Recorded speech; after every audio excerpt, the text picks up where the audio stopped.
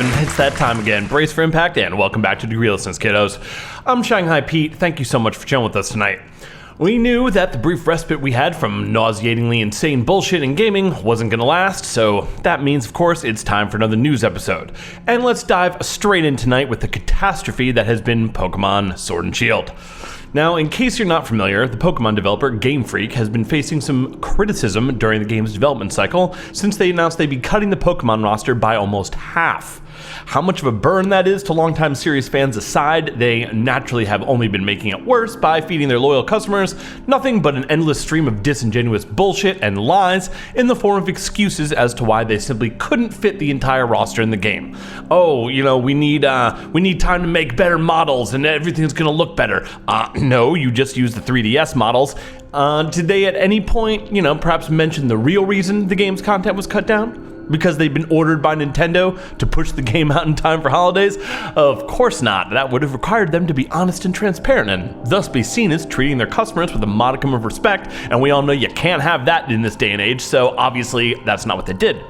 And the result of that, of course, has led to fans and customers being upset with Game Freak, which I'm sure probably won't surprise anyone with even a cursory familiarity with the science of cause and effect. So naturally, IGN comes bumbling in, ready to humiliate themselves by immediately rushing to the defense of the huge corporate entity and shamelessly shilling for Game Freak by defending Pokemon Sword and Shield. Like this, buy it if you want to, I honestly don't care, but you can't pretend that buying it is not going to have any effect. Buying this just tells the developers that ripped you off that you'll accept it, you like it, and that they should keep doing it. I'm not saying that you shouldn't like this if you do. It's not my place to dictate to anyone what their opinion should be. It's my place to tell you my opinions. And let's be real here, if what you're going to enjoy can be changed by the rantings of some idiot on the internet, you probably didn't really like it that much to begin with. Now, in any case, like I said, like it, don't like it, ambivalent, whatever category you fall into, just be clear about something. Game Freak fucked Pokemon fans. I'm not a Pokemon fan, so I don't personally care, but if you are, you fucking should.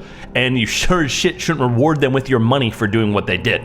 Whether or not the end product is good, in this case, is irrelevant because it doesn't alter what they did. And what they did is without question, they lied to and deceived their customers. And that shit should not be supported, encouraged, or rewarded in any way. And moving on, there's actually been some more news in this year's biggest joke that simply will not die. No, not Fallout 76, the other one. Apparently, Anthem is not dead, but actually being rebooted. I'm sure the 3 people still playing this are overjoyed. It sounds to me like our boy Jason Schreier is actually just doing some PR for BioWare in his recent Kotaku article, so no surprise there. This moron even has time to throw shade at the people making what remains of his laughable profession look even worse. He says, an easy way to get views on YouTube is by talking shit about Anthem. Oh, well, fuck my silly asshole, Jason. I talk shit about Anthem all day and I don't get shit for views. Explain that. Also, just as an aside, isn't writing a clickbait article on the world's worst gaming site entitled Major Anthem Overhaul the same fucking thing? God, you are embarrassing. And next up, you know that we've got to talk about Half-Life Alyx. Oh God, Valve, just what in the good hell do you think you're doing? Oh right, you're trying to sell your absurdly overpriced VR headset. That's what you're doing. Here's all you need to know about this. It's not Half-Life 3. Okay, we done here? No? All right. In my experience, usually your first impression of something is right. And what's your first impression of Half-Life Alyx? That it's just a transparent attempt to leverage fans' ravenous thirst for anything Half-Life into sales for the new VR bullshit? Yeah. Now, they've said that it doesn't need the Valve Index to play. That's true, but my initial point and that can both be true at the same time. In the interest of fairness, though, it does look kind of dope, and it does look like a legit fully fleshed out game. The trailer they dropped for it looks kind of super hot, and I'm not gonna lie, seeing the G-Man at the end there gave me a half chub, deadass. So here's the main point though. This is what we're all thinking. We've all been waiting for Half-Life 3 for God knows how long, and finally, at long last, they return to the franchise. Except womp womp, it's VR only nonsense. What the fuck, guys? I mean, there is, however, one thing that could change my mind about this. And that's if it turns out to be an actual good fucking game. They've said it will be at least 20 hours of gameplay, about the length of Half-Life 2, if not more, and that's a good sign. Like, Trust, I would love for all they're saying about this game to turn out to be accurate, but you can't blame me and probably a lot of other people for being hesitant to trust the word of the company that gave us Artifact the card game and has ignored the Half-Life franchise as a whole for more than a fucking decade. When did Half-Life 2 come out? Like 2004? Good God. And like, I'm sorry guys, but I can't fully get behind anything that's VR only, at least not yet. In my opinion, it still hasn't been proven to be anything more than a gimmick. And as Jim Sterling said, there's still way more of a hassle to enjoyment ratio in order to play anything VR. There's nothing that's made it worth it yet. Now, will this be the first game that changes that? Honestly, maybe. It is Half-Life after all. If there's any franchise that can make a serious case for VR as a legitimate gaming method, it's definitely Half-Life. And that brings us to my next point, which is that while it's definitely not Half-Life 3, it does mark the first glimmer of hope that the Half-Life franchise isn't actually as dead as Valve has been making it seem. So, they've actually even directly said that. They were asked, does this mark a full return to the series? And their response was, yes, period. They went on to say, we'll have to wait and see how people react to Half-Life Alyx once it's out, but we'd love to continue pushing forward. I mean, y'all know what that means, right? Half-Life 3 confirmed, baby. Next up, unfortunately, we must mention Stadia. Yeah.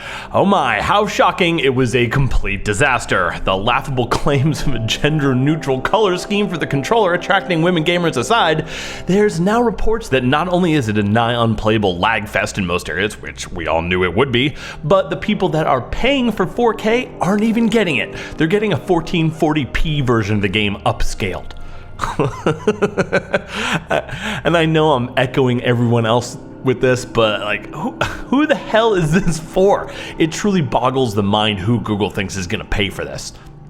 In their ads, they say, oh, forget consoles. Guys, if you want to play in 4K, you need a fucking Chromecast Ultra, which is the same goddamn thing. Costs around the same amount, and the only difference is it's smaller. They're asking you to buy hardware, controller, and each game all at full price. The Founders Edition is fucking $130. I can get a used PS4 for that. What the fuck are you guys talking about?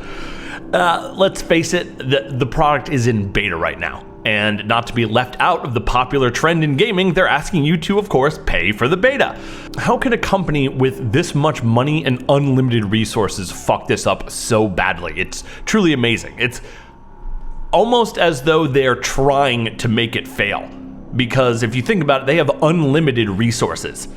I have no doubt that if they really wanted this to work, they could have had it work, at least at some sort of baseline functionality level, right?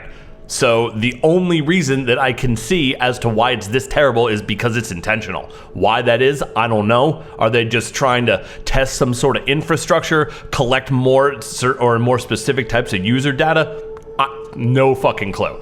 But I can't imagine that they accidentally fucked this up so badly. Well, you know, at least Google Glass and Google Plus and all their other garbage is gonna have some more company pretty soon. And if you haven't seen the commercial that they put out for this, I would actually recommend you go watch it. It's so fucking embarrassing. It really is a monumental travesty. Trust, go look it up. And lastly, before we go tonight, I do want to just take a brief moment to mention The Mandalorian. Especially considering how much shit I give Star Wars, and rightfully so, these days, I also feel that it is only fair to point out when someone is doing something good as well.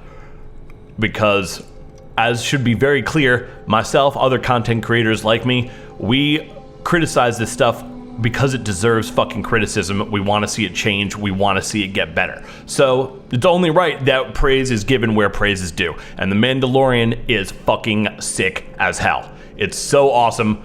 And I mean, even somebody like me, I can appreciate little Baby Yoda. Baby Yoda is absolutely adorable. I love it. Sell me the fucking plushies, please. This is a great show. Dave Filoni, Jon Favreau are fucking killing it. It's fantastic. Just keeps getting better.